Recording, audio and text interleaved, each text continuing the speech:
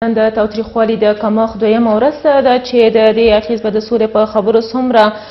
مثبت وي. په همدې تړاو بحث لرو. په بحث کې راسره د ځوانانو د سولې غږ مؤسسې ویان نظیر زاهد تاسو ته ښه راغلاست وایم. زاهد صاحب، لومړی به راشو په افغانستان کې د تاوتریخوالي د کمښت لومړني 40 ساعتونه څنګه وو؟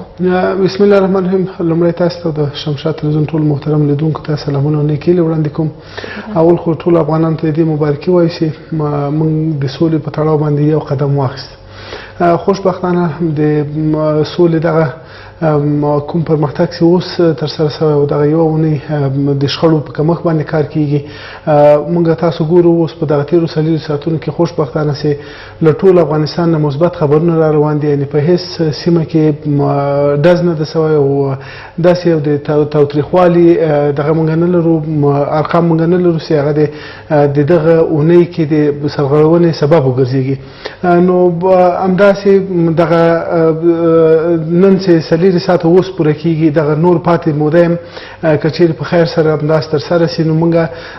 موضوع د سولې توافق ته او د امریکا او د طالبانو ترمنځ به د سولې توافق لاسلیک کېږي او بیا به دغه د شخړو کمښت دغه یوه اونۍ به د دې سبب وګرځېږي چې په تلپاتې اوربند باندې دغه تبدیل شي او ترڅنګ یې بین الافغاني مذاکرات شروع شي او د بین الافغاني مذاکرات یو دایمي او تلپاتې سولې ته ورسیږو. لکه څنګه چې تاسو هم ورته اشاره وکړه زاهد صاحب، د تاوتریخوالي د کمښت په تړاو افغانان څنګه چې موږ ګورو ډېر ورته خوشبین دي. نو څه فکر کوئ چې آیا دا د تاوتریخوالي کمښت به په تلپاتې اوربند باندې بدل شي؟ بالکل. هغه اولین شرایط هم همدا دي. کله چې مذاکرات شروع کېږي، کله چې دغه د اعتماد فضا منځته راځي، یوازینۍ غوښتنه د طرفینو همدا وي چې دوی ځان ثابت کړي چې دوی په خپلو ډلو باندې دوی اغېز لري که نه لري. دوی کولی شي چې هغه خپل جګړې ځلې کې یو مستقیم خط ته راولي او دغه نړیوال هم له دې نه نظارت کوي، د افغانستان حکومت هم له دې نه نظارت کوي، سیمه ییز هېوادونه هم دې نظارت کوي چې څوک سرغړونه ونه کړي. کله چې دغه یو بریالی ګام چې ترسره کېږي بیا دا ځي تلپاتې اوربند ته چې بیا تلپاتې اوربند سبب ګرځي. نو که چیرې دغه د اعتماد فضا په همدغه رقم باندې پاتې شي، یعنې دغه یو هفته په دغه کې ډز ونیسي یا مثلا تاوتریخوالی ونیسي، نو بالاخره دغه سیستم راوړي دغه ته چې یعنې دوی هغه د اعتماد فضا د اعتماد محور دغه نور هم تقویه کېږي او بیا ځي دوی مذاکرات ته، رسمي مذاکراتو کې دوی بیا ځي توافق ته، توافق په ترلاسه کېږي. نو مهمه مسله دلته همدا ده چې په دغه برخه کې باید نور ډز ونیسي، سرغړونه د دغه اونۍ کې ونیسي چې کوم شي باندې د دوی په کوم مواردو باندې دوی توافق کړی ده. یعنې هماغه د توافق په اساس باندې که چیرې مخته لاړ شي کاملا د اعتماد فضا جوړېږي او نور مراحل به طی کېږي د سولې په برخه. زاهد صاحب، لکه څنګه چې موږ ګورو د طالبانو او د امریکایانو ترمنځ د سولې خبرې څو ځلې پیل شوي، بیرته بیا په ټپه درېدلې دي، خو دا ځل دوی وایي چې د فبرورۍ په 29مه نېټه باندې به د سولې هوکړلیک لاسلیک شي. نو څه فکر کوئ چې آیا دا ځل به رښتیا هم دا هوکړلیک لاسلیک شي؟ د افغانستان شخړو ته په کتو سره د افغانستان دغه معضله چې موږ تاسو وګورو دا څو اړخونه لري. دغه د هر اړخ لپاره د حل لار پیدا کول دا طبعا وخت اخلي او د سولې مذاکرات چې کوم دي هغه هم باید په ټولو برخو باندې بحث وشي چې هغه اصلي ستونزې په کوم ځای کې دي، مشکل په کوم ځای کې ده، د کوم ستونزو لپاره د حل لار باید ولټول شي. دغه ټول لپاره دغه چانهزنۍ وهل کېږي او دوی بیا راځي دغه ته چې نهایي فیصلې ته راځي. دغه تیر موده چې کومه ترسره شوه خپل کمي او کاستې درلودلې په دغه څه باندې یو کال کې چې د امریکا او طالبانو ترمنځ د سولې خبرې اترې روانې وې. نو نن موږ تاسو عملي ګام وینو چې هغه دا ده چې په دغه یو اونۍ کې به د شخړو کمښت وي او دغه د شخړو د کمښت اونۍ په نوم باندې نومول شوې ده. دغه یو عملي اقدام ده. نو دغه ته په کتو سره که چیرې دا اونۍ هم په خیر سره تېره شوه نو موږ طبعا دلته اوس کوم ستونزه نور موږ نه ګورو چې ستونزه په کوم ځای کې پاتې نور ټوله پروسه خلاص شوې نهایي شوې یوازې باید د اعتماد فضا جوړه شوې وای د اعتماد په فضا کې موږ تاسو اوس د جریان کې اوسه پورې څلېروي ساعته دې برخې تېر شول چې کله دا برخه خلاصېږي نو دوی ځي توافق ته نو په دې کې کوم شک نشته ده نور د طالبانو د امریکایانو ترمنځ خبرې نهایي شوې دي د سولې هوکړه به دوی لاسلیک کوي او په منظم ډول به دغه سلسله نور راوړي بین الافغاني مذاکراتو ته د افغانستان حکومت بیا نور خپل چارې ورسره مخ کوي. زاهد صاحب اوسپاره شو دې برخه ته چې افغان حکومت لومړنی شرط سولې دپاره اوربند و خو چې د تاوتریخوالي د کمښت پروسه هم منلې ده نو دلته د اوربند اصلي اصول څه شی دي او فرق د تاوتریخوالي د کمښت ترمنځ موږ اول نه ویلي چې کله موږ غواړو سولې ته ورسېږو دغه داخل اړخونه باید په خپل دریځونو کې نرمښت راولي داسې نشي کېدای چې حکومت هم په خپل نظر باندې ډېر تاکید ولري د هغه تطبیق لپاره کار وکړي او طالب هم خپله غوښتنه چې څه شی دی وایي چې هغه باید تطبیق شي نو دلته دواړو طرفونو نه انعطاف ضرور و او هغه موږ تاسو ولیده چې حکومت اول اوربند غوښته او بیا وروسته په د شخړو په کمښت باندې هم صلاح وشوه یو شی چې د اوربند نه تعریف نه موږ افغانان لرو او څه شی په اصولو کې چې دي موږ داسې حکومت داسې غوښتنه درلودله لکه هغه تېر لوی اختر کې فکر کوم وړوکی اختر کې چې اوربند اوس او طالبان ناغله ښارونو ته دلته ملي اردو وروته ولسونه مخې ته ورغله غاړې کې ګلان ورسره واچول جشنونه ول موږ هسې د افغانستان حکومت د اوربند نه هغه تعریف درلوده او د شخړو کمک هم په خپل ذات کې اوربند د شخړو کمک چې کله ډز ونسي کله بیا شخړه ونسي کله بیا هماغه وسله ییز فعالیتونه ونسي دا په خپل ذات کې یو اوربند ده یوازې فرق په دې کې ده چې طالبان حکومت امریکایان دغه ټول په خپلو پایګاو کې او په خپلو نظامي اډو کې یا په خپلو مورچلو کې دوی د اماده باش په حالت کې دي کله چیرې سرغړونه کېږي یا یو طرف په بل طرف باندې تعرض کوي نو دوی خپل امادګي نیولې او اماده باش ولاړ دي دوی به بالمثل تعرض سره کوي یعنی هغه اول داسې چا له خوا نه کېږي ملامتي به د هغه په غاړه باندې وي او د اوربند مسله کې بیا دوی راځي جشنونه نیسي طالب راځي د حکومت سیمې ته حکومت ځي طالب سیمې ته ولسونه یې مخې ته وروځي جشنونه یې او اتڼونه یې دا یو اوربند خو دا هم د اوس د شخړو کمښت کومه برخه چې ده دا هم په خپل ذات کې اوربند ده او موږ یې هرکلی کوو دغه موږ کولی شو چې د اعتماد فضا مساعده کړي د طرفینو ترمنځ او موږ کولی شو چې د همدغه لارې نه موږ یو بل اقدام واخلو قدم واخلو د اوربند مسلې ته لاړ شو اوربند نه وروسته بیا موږ توافقاتو ته لاړ شو خان زاهد صاحب اوسپاره شو دې مرحلې ته که د طالبانو او د امریکایانو ترمنځ د سولې دا هوکړه لیک لاسلیک شي نو څه فکر کوئ چې آیا افغان حکومت به د پلاوي په ټاکلو کې بریالی شي بالکل د افغانستان حکومت هم باید نور دې ته په تمه کې نه نیسي نور دغه وخت ضایع کړو یا دغه لاسته راغلی فرصت موږ له لاسه ورکړو دغه یو طلایي چانس ده د ټولو افغانانو لپاره د نړیوالو لپاره د طالبانو لپاره د ټولو هیوادونو لپاره چې په افغانستان کې دوی په جګړه کې داخل وو نو دوی لپاره دغه یو طلایي چانس په لاس راغلی ټول اړخونه باید له دغه فرصت نه په سم ډول باندې استفاده وکړي که چیرې د طالب او د امریکا ترمنځ کوم د سولې پروتوکول لاسلیک کېږي نو هممهاله د افغانستان حکومت څومره چې موږ په جریان کې دوی هم امادګي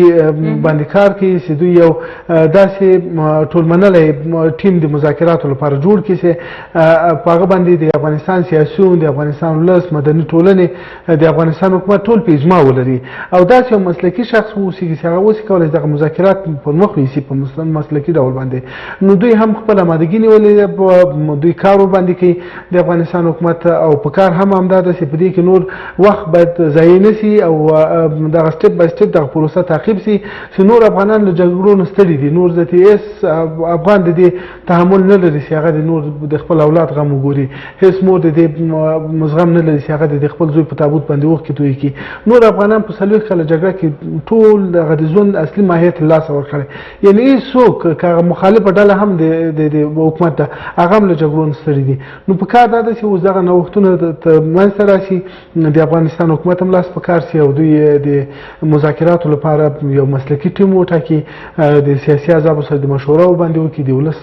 نظر دې واخیستل شي مدني ټولنې ځوانان ښځې د رسنیو استازي دغه ټول د نظریاتو واخیستل شي یو مسلکي ټیم دې جوړ شي داسې ټیم چې هغه اوس یې کولی د افغانستان دغه معضلې دا وویشي دا تحلیل کړی سي د دې لپاره د حل لارې پیدا کړي او د استدلال دا جرأت دوی ولري چې له طالب سره کینی او دغه ستونزې د افغانستان دوی سره حل کړي. نو زه فکر کوم چې د افغانستان حکومت خپله آمادګي شروع کړې او انشاءالله موږ به نور دغه فرصتونه چې راغلي دي دا به تقویه کوو، استفاده به ورنه کوو او نور به افغانستان ته د تلپاتې سولې ډبره ږدو. زاهد صاحب په کور دننه د سیاسیونو ترمنځ اختلافات ده چې هر سیاسیون خپل نظر لري، حکومت بیا په بل نظر ده، دا به د سولې په خبرو باندې څومره اغېز وکړي؟ دلته موږ ولیدل مخکې له دې نه چې ټاکنو نتایج اعلان سي، له هغې نه مخکې یو څو اونۍ مخکې د ځوانانو سولې غږ موسسې په نوښت باندې د سیاسي احزابو د حکومت ترمنځ یو غونډه جوړه شوله چې دا موږ هدف خاص هدف مو دا و چې موږ څنګه کولی شو دغه سیاسي احزابو او د حکومت ترمنځ دغه ایجاد شوی دغه فاصلې چې دا له منځه یوسو او د یوې تګلارې ته موږ راولو. موږ هلته وکتل چې د افغانستان سیاسیون، د افغانستان ولس، ځوانان، ښځې، علما دغه ټول د سولې غوښتونکي، یعنې په سوله کې څوک مخالفت نه لري، یوازې د سولې په محتوا کې، یوازې په دغه کې چې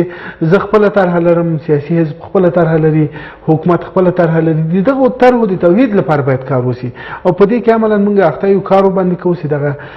موږ اوس کولی چې د افغانستان د ولسونو لپاره رښتیا هغه استازیتوب وکړو او رښتیا اوس کولی چې موږ دوی ته سوله راولو. نو په دې کې د موږ د بریالیتوب راز په دې کې ده چې موږ باید په یوه ستراتیژي باندې کار وکړو. د افغانستان حکومت هم باید انعطاف وکړي، د افغانستان سیاسي احزاب هم باید په دې ستراتیژۍ باندې تاسو سره همغږي شي. بالکل موږ د همغږۍ یو کمیټه هم جوړه کړله چې هغه به د حکومت او سیاسي احزابو ترمنځ کار کوي او هغوی به خاص دنده دا ده چې هغه پالیسي چې د حکومت ده، پالیسیانې چې د سیاسي احزابو دي، هغه باید دواړه سره توحید کړي او یو نوې ستراتیژي ترې جوړه کړي چې موږ اوس کولی شو تلپاتې سولې ته لاره هواره کړو. او که چیرې بیا هم ټول اړخونه ستراتیژي د سولې لپاره اوس یو حزب یو طرحه لري، یعنې دغه طرحه د ماته موږ دغه طرحه کولی شي موږ سولې ته ورسوي. بل حزب راپورته کېږي هغه وایي چې نه دا طرحه سمه نه ده، دا طرحه د ما طرحه سمه ده. حکومت خو خپله مادهیزه تګلاره اعلان کړې ده. نو اوس حزبونه وایي چې حکومت خو باید انعطاف وکړي، دغه تګلاره موږ سولې ته نه شي رسولی، دا ما تګلاره موږ سولې ته رسولی شي. د حکومت مادهیزه تګلاره، د سیاسي احزابو هغه طرحې او تګلارې چې دي دغه باید توحید شي، هغه برخې چې د افغانستان سولې ته رسولی شي، د افغانستان معضلو ته د حل لارې پیدا کولی شي، د افغانستان شخړو ته د حل لارې پیدا کولی شي او موږ تلپاتې سولې ته رسولی شي. که د حکومت په تګلار کې کوم ماده همداسې وي چې مخالف د دغه پالیسي وي هغه دې کمه کړي، د سیاسي احزابو دې اضافه کړي، که د سیاسي احزابو کې کومه برخه کمبود یا اضافه هغه دې کمه کړي، یوه تګلاره دې چمتو شي. ستراتیژي له تروسه جوړه شوې او کار پرې حکومت جوړه کړې ده، په خپله ستراتیژي لري، تګلاره لري او سیاسي احزاب خپله. دغه کمیټه اوس په دې باندې کار کوي چې یو اجمال لري نه، یعنې ټول ته قابل د قبول واوسېږي، داسې یو تګلاره باید موجود وي. د افغانستان حکومت وایي چې د سولې مشورتي لویه جرګه چې جوړه شوله د هغه تګلارې د تطبیق لپاره موږ کار کوو، د هغه غوښتنو په اساس باندې موږ دا تګلاره جوړه کړې. سیاسي احزاب دلته په یو څه په ټکر کې موجود دي، یعنې د په سوله کې هېڅوک مخالفت نه لري، یوازې په محتوا د سوله کې. نو که چیرې قرباني راځي، اوس حزب سیاسي احزاب وایي که چیرې قرباني راځي نو حکومت دا قرباني ورکړي. حکومت وایي که چیرې د قرباني مسله نو زه ولې باید قرباني ورکړم، خو که څوک سوله راسره کوي سوله دې وکړي. نو دلته په ټوله کې یو اندازه اختلافات موجود دي. دغه د اختلافات د حل لپاره دغه نوښت موږ وکړ چې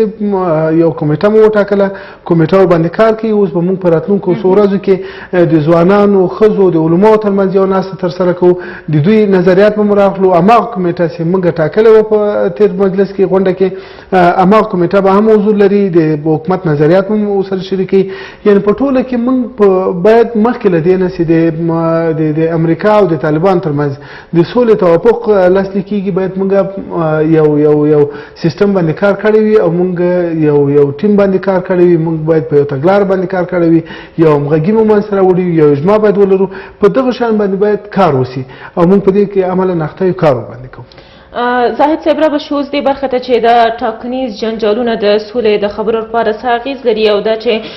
سیاسیون پاڅېږي او په هره برخه کې خپل سریوالیان هم ټاکي آیا دا به په کور دننه د بین الافغاني خبرو دپاره د پلاوي ټاکلو په برخه کې ستونزه رامنځته نه کړي؟ د سولې په خاطر باندې خو ما مخکې وویل چې څوک اختلاف نه لري، یوازې دغه خپلمنځي کوم اختلافات چې دي هغه د چوکۍ په سر د قدرت په سر باندې اختلافات دي چې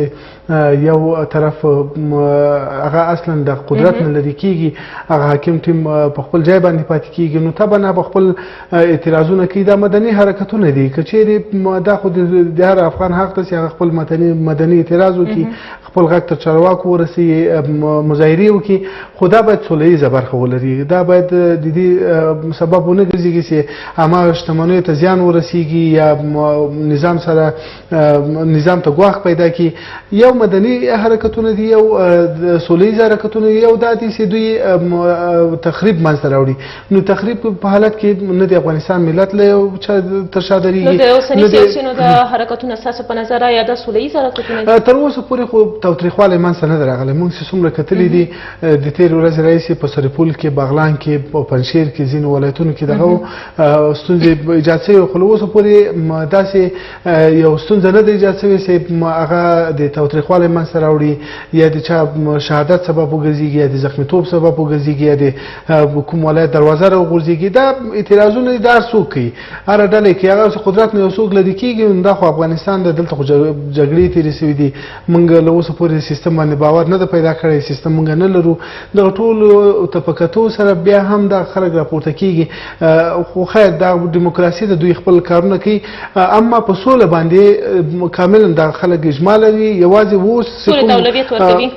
بالکل سوله اوس موږ تاسو ګورو دغه د اوربند مسله ده، د اوربند د شخړو کمښت مسله، د نه وروسته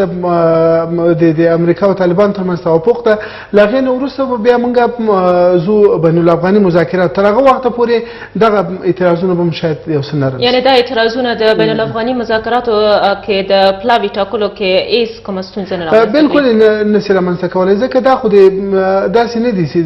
سیاسي احزاب هم دوی دي، مدني ټولنې هم دوی دي، د حکومت نیمه برخه هم دوی دي. داسې نه دي. خو دا یو شخص د خپل پلویان راپورټ شوي سیاسي احزاب په ځای باندې پاتې دي، دوی لا ملاتړ هم نه ده کړې دغه اعتراضونو. نو سیاسي احزابو د حکومت ترمنځ یو اجماع باید را جوړه شي او دوی په یو تګلاره باندې کار وکړي، په نړیوال سټیج باندې د یوې تګلارې سره دوی لاړ شي، بین الافغاني مذاکرات شروع کړي تر څو پورې موږ تلپاتې سولې ته ورسېږو. زاهد صاحب اخرنۍ پوښتنه به داسې وکړم د تلپاتې سولې او د اوسنۍ خبرو د بریالیتوب لپاره څه وړاندیز لرئ؟ وړاندیز مو دا ده چې تر هر څه د مخه د اعتماد په باور فضا باید جوړه شي د طرفینو ترمنځ. یو مسله ده بین الافغاني مذاکرات شروع کېدل دي. د بین الافغاني مذاکراتو لپاره د حکومت لخوا نه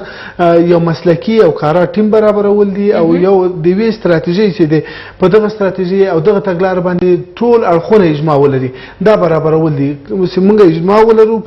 په تګلاره باندې، یو ټیم باید موږ ولرو او له دې نه وروسته بیا موږ کولی شو چې تلپاتې سولې دروازې موږ په خپل مخ باندې. ډېره زیاته مننه کور ودان چې خپرونې ته راغلئ. تاسو نه مننه کور مو. اوس هم زه یوه لنډه دمه لرو.